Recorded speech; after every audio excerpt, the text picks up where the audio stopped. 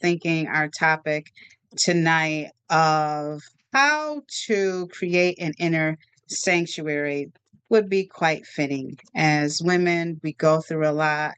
Um, I'd say just from the fact of being treated sometimes as second class citizens as opposed to men, just through all of the physical things we have to go um, through adolescence, through womanhood, all of the changes, then dealing, if you are like myself and others, having to deal with menopause and or perimenopause and just trying to take care of yourself, take care of a family, take care of a partner, your job, all of life stresses.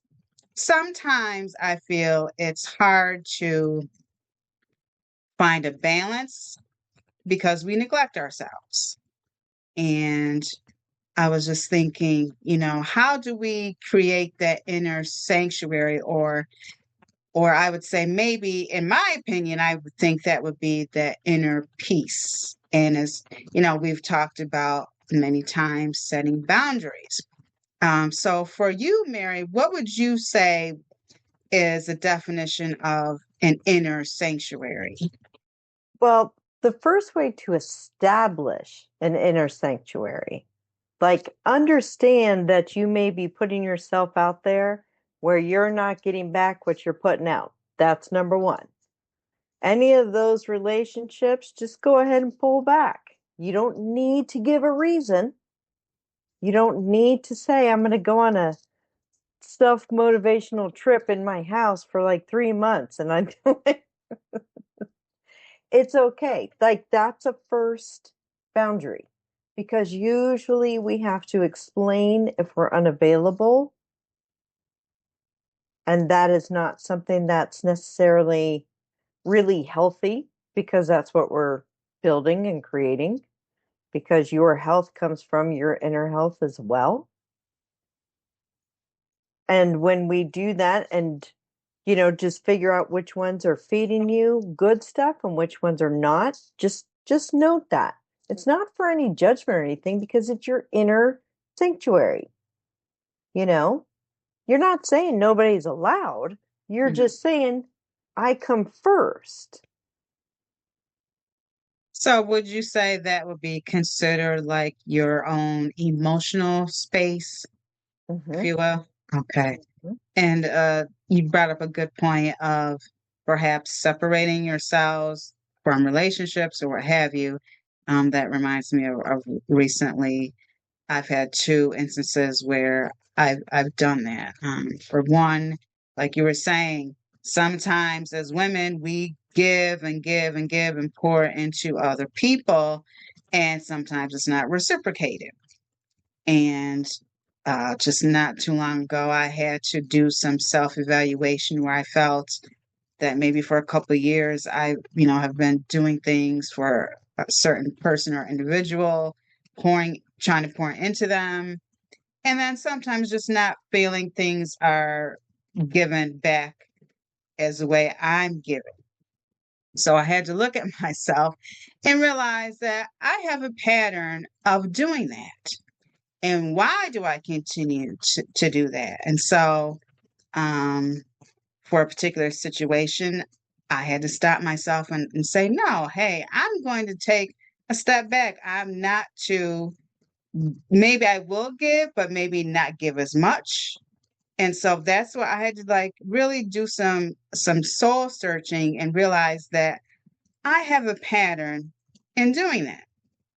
And also, like I just was talking about earlier, how we were talking about continuing to set boundaries. I got into a discussion with someone who I considered close friend that I've known for decades, and they said something to me that caught me off guard that kind of hurt my feelings.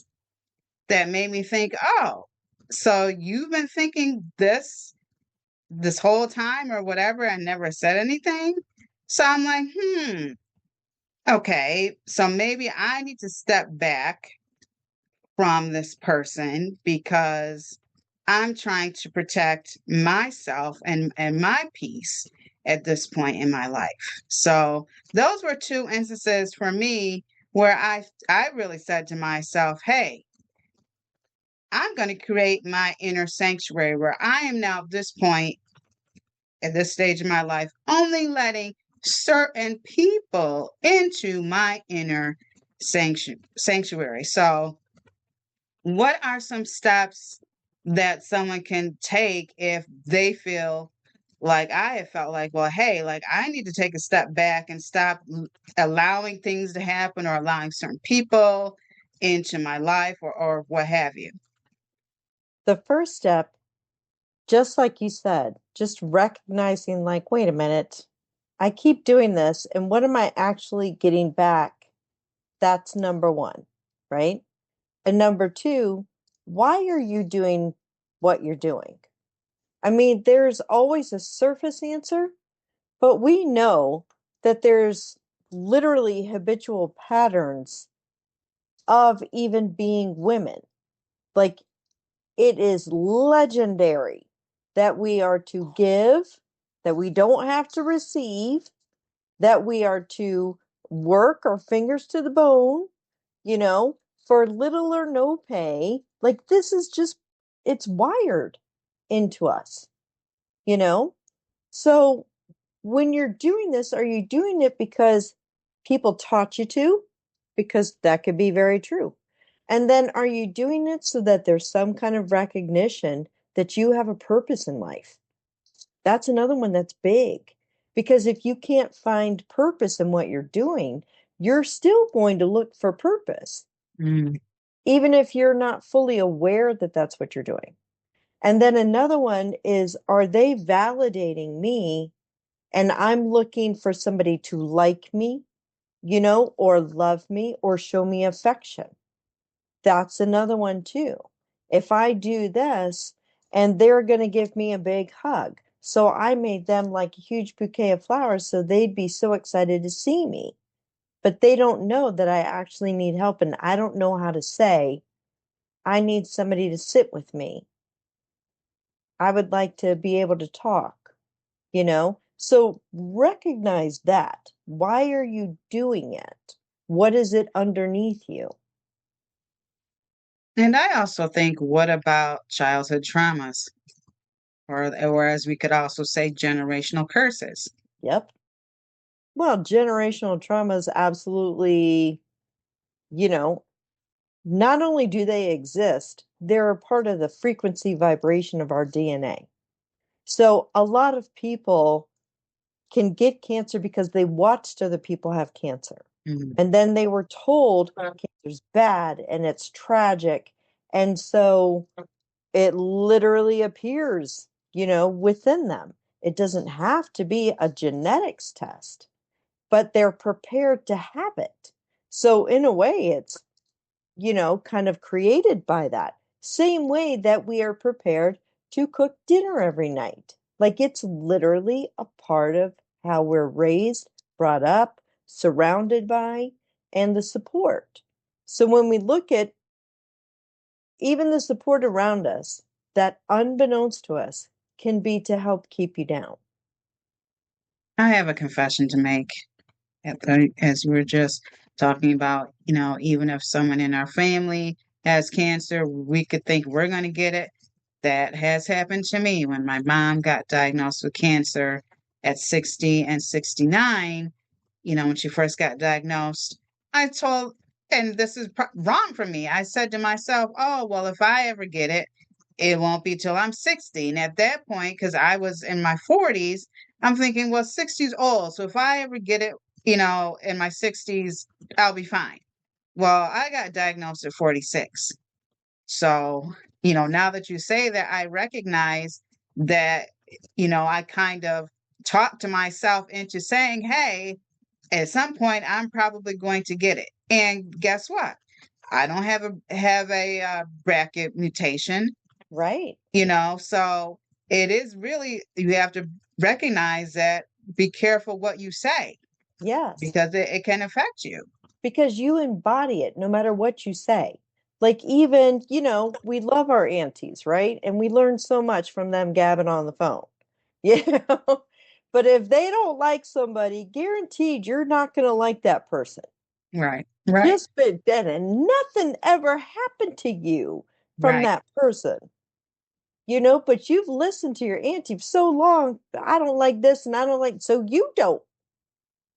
You don't even know, but you don't, right? Same thing. And as soon as we embody it, it becomes true. And that's how there's a vibrational sequence that becomes us. And these are things that lead us in advance. The same way if you were to enter a room and somebody in there is hopping mad, you don't even have to talk to them to know, you can feel it. That's a vibrational sequence that it's moving and shaking, you know, and we have that inherently in us as well. So our body prepares and braces for impact. It prepares and braces for an argument. Even if, like, say that, mom and dad would fight all the time, and then you get into a relationship, you're expecting a fight. Or You you are create, or you expecting, try to create yep, one because that's yep. what you were used to. And it's the same thing. Same thing. They come out the same way, just one happens to be a little more physical than the other, you know? And even if, we have surgery and it's like, well, I'm never going to be able to walk again or something. And I'm just saying, you know, well, maybe you can walk. Maybe something will be built and invented so that you can walk, but you have to know that to be true for that to even get into your life. And when we're going through cancer or an illness, I think I've talked about this before, how I've seen people that are just negative all of the time about what they're going through, or they're just always expecting the worst. And like, how do they break out of that? Because I'm sure you can't have any peace, and I'm sure you're always having anxiety, and I'm sure you're having conflict with others, or if you're angry all of the time.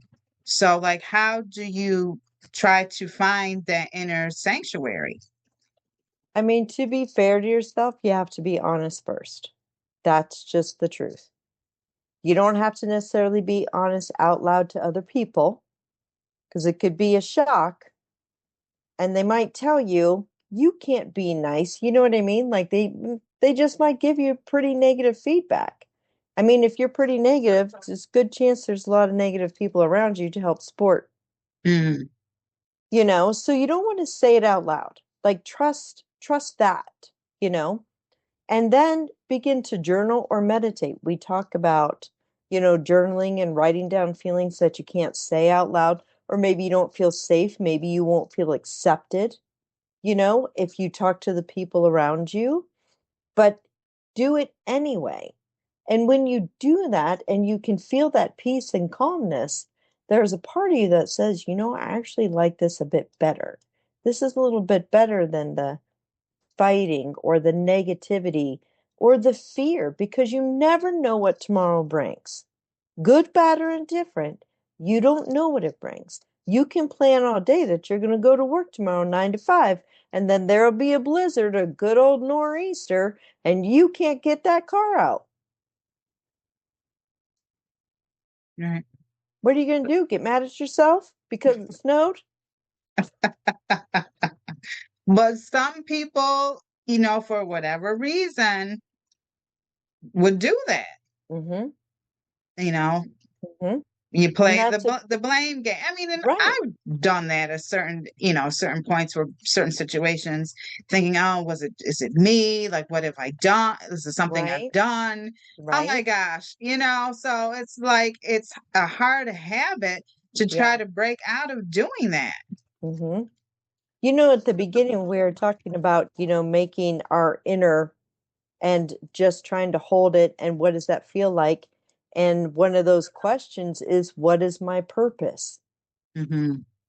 If your purpose is unbeknownst to you, it will be adapted by anything around you. Explain that. Okay.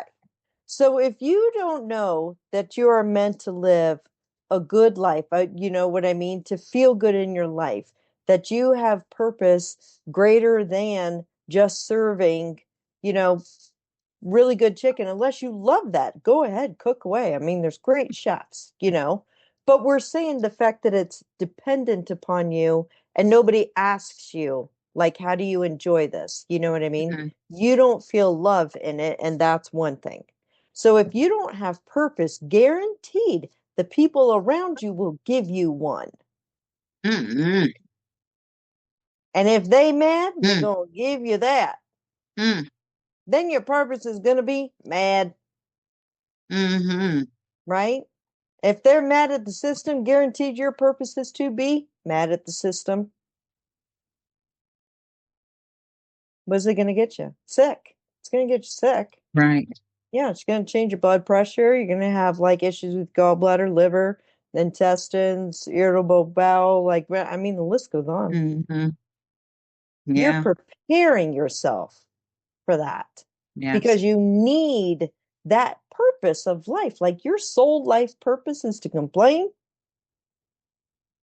There are some people that unfortunately that I see that are like that. And I'm just like, how every day you're complaining from morning till night. I don't understand. Well, obviously they're not happy. So Right. that's number one. And they So don't have a purpose that is known to them.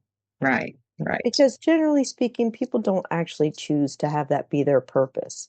Hmm. But if they're mimicking their mother, father, aunties, uncles, that's all they're doing. They're not living a purpose, they're just mimicking somebody else's. And it probably wasn't theirs either. Right. You So want to get an emotional intelligence about yourself, okay. like really build your IQ about how you do, why you feel, and where does it come from. Hmm. You do that, you're going to change your balance on everything. And a lot of vibration comes from emotion, which is why you can tell when somebody's mad in a room and you can tell when somebody's happy in a room. Hmm. It's an emotional frequency. So for those that feel like they don't have a purpose or want to know the purpose and don't know what it is, because I think also that does help to create and I would say manifest that inner sanctuary. Yes. How do they find that?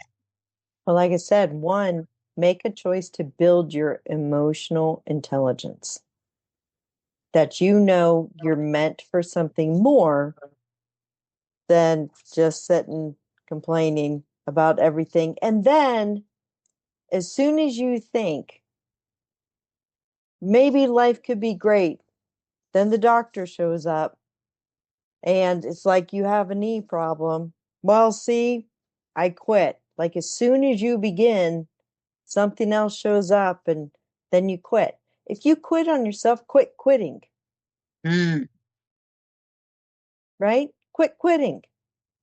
Quit doing that, right? But make it a point. Sit there and even the things that you like to do, write that down too, right? mhm, Doesn't matter what it is. And make sure you make it a point to do those things no matter what and do them every week.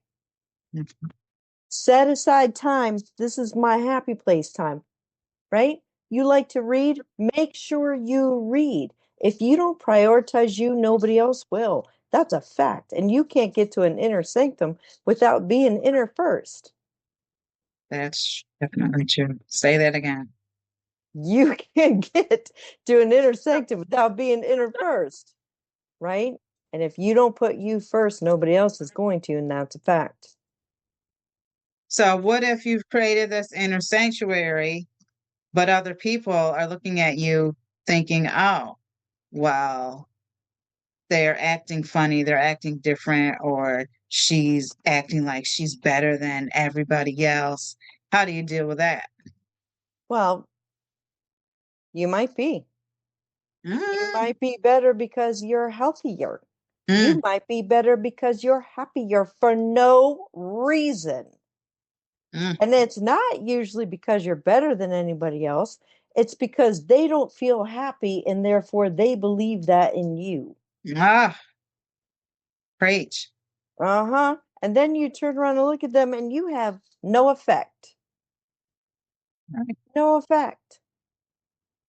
That's all. They were like, what did you do to make you so great? Well, when I was born, you better get yourself a good clap, I'm here. Now what? right? I'm here. God created me. Done, Right, right? right. And I spend time every week making sure that I matter, right? Drop your little things. I spend time making sure that I love myself every week. I do something that I love every single week. Drop them. Boom, boom, boom, boom, boom. Guaranteed somebody complaining like that has done nothing for themselves in quite some time. Hmm. And they might feel a little inspired by you. I mean, and now that you say that, I told myself in January that I was going to try once a month to do something that, like you said, that I like to do or go somewhere or do something for me.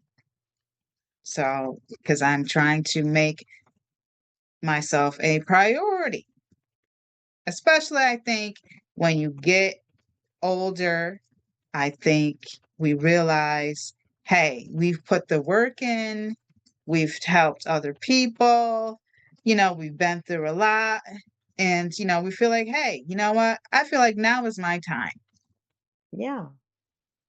And then you're going to bump it from once a month to twice a month. Yes. And as you do that, everything else has to change around you. Mhm. So, first part is just kind of recognizing things that you know are very obviously not feeding you anything good. And you're just being honest about that within yourself. You're not judging anybody for anything. You're just putting a check in. That's all you're Mhm. doing. And then next, what am I looking for, and to get from this? Am I trying to get happiness? Are they going to validate me? Well, nobody can validate you greater than you can. And now you're going to build an emotional intelligence about yourself. Where do your emotions come from? Why are they there? Do you actually feel this way? And when was the nice time you were nice to yourself? When did you give yourself a compliment? When did you say, girl, you look so good? Yes, I do. Yeah. Yes, I do. I've been actually doing that lately, Right? you know? Because it's true. Right. Right. And then every single week you make this intention. I'm going to do something that I love: reading, knitting, painting, coloring, puzzles. From there, your life now gets to recreate because you feel joy. Your life creates from whichever kind of emotional awareness you sit in. So if you sit in an emotional state of bah humbug, you're going to get all the hum and the bugs. That is real. You sit in a state of just joy, which, by the way, has gratitude. Life is going to bring you things to be grateful for Hmm. because you know your worth. Things come to you because you're worth it. And That is that so is true. a whole inner sanctuary that didn't need anybody's play. That's true. That's true. I mean, and like you said, we just have to take the time and discover basically who we are. Yeah. And it's very important because, to be fair, as you stated, women have just been lesser than since man created woman, right? But by the way, it wasn't man that created woman, it was that guy, right? So let's just change that little misinformation, right? From Hmm. the beginning, we were created equal. That's a fact, right? We were. There was nothing that was greater than. We both have things that make us unique and special. Otherwise, we would all be built the same, right? Hmm. And we start to move these things around because a lot of what we do is driven by having to prove our worth Hmm. as women. And when we start to recognize that the biggest proof that we have is that we are supposed to exist, right? And we were made equal. So when we rise up in ourself, that uprising cannot be touched. Rise up, girl. That's Rise right. up. Mm-hmm, mm-hmm. And I was just also thinking when we were talking about like discovering ourselves as a cancer survivor, I saw someone share their testimonial about, what they're going through now on their treatment journey. And they said, "Oh, I can't wait until I get back to normal." You don't get back to normal. No. How do you deal with that and reconcile that? Well, the first thing is to just reconcile that if you think you're going back to normal, then you should probably not shortchange yourself.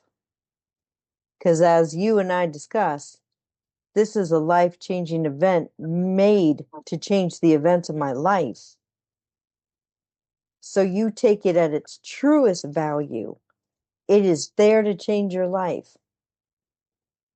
Why is that? Understand that. Let it be the gateway to your best life ever lived. And it's And not impossible, it's very possible. and I'm just thinking now that I think that having cancer has taught me now to have an inner sanctuary, to now have some emotional space, Right. to put myself first. Hmm. The one thing that we do is that we accept that we have life experiences, Mhm. right? And we become more in a surrendered place with a higher presence. We're not quitting and giving up. There's two ways to give it to God. One, you just chuck it over your shoulder. Well, I'll just give it to him to take care of. He's been like, nope, you're co-creator. So, Mhm. right? The other one is when you surrender in an answered prayer. So you have done your work. This is co-creation. And then you rise up, send it up, and it comes back down delivered. Mhm. You That's know, the healthy way. That's the surrendered way. yes, That's the answered prayer way. And God hears you and brings it back to you. girl. Ooh, because it's just Please. reminding me. No, just reminding me of last week. I was just thinking one of the old choir songs we used to sing back in the day. When the praises go up, the blessings come down. Yes. But the thing is that you know that God heard you. Mhm. That's the difference. Answered prayer goes up. If you quit and be like, he can handle it, he's not going to handle it. Mhm. That's your responsibility to take ownership, to embody the entire thing, right? And what's normal anyway, right? Yeah. And so Having, I'm just okay. thinking, where does faith play a part in the inner sanctuary? Because for me, I know it does. To me, I think having that faith and speaking from an answered prayer place, right? You have this awareness and you said straight up, God, grandma, aunties, uncles, angels, doesn't matter. I know you hear me. Thank you for this space where I can feel calm. I can feel the love that I am and that I was created from. And let me bask in this moment of glory for as long as I need, and it will be served upon you. I don't know what else to say after that. So mote it be. Amen, girl. Amen. So then just lastly, I would just say, because I feel like you just touched on everything. So what's your advice to those that don't even feel like they deserve to have peace or joy or Right? create their Right. emotional space? All right. We're going to go like this. You weren't created to be less than anything in this world. You were not created to not feel loved, not be loved. And I understand that there are circumstances in life where people have even been tortured. There have been families that have been murdered. There have been cancer. There have been deaths. That is part of the whole life experience. But it does not mean you're not worth every moment given to you. And you can always surrender and be the light that you have always been because you were loved before you took your first breath. Amen. Amen. Doesn't get any better than that, my sister. No, So you've been listening to Boob Talk. I'm your host, Cynthia Rogers, with my co-host, Mary Ramey Gray, lovely. talking about how to create an inner sanctuary. It's okay to put yourself first. Until next time, Till next time. God bless.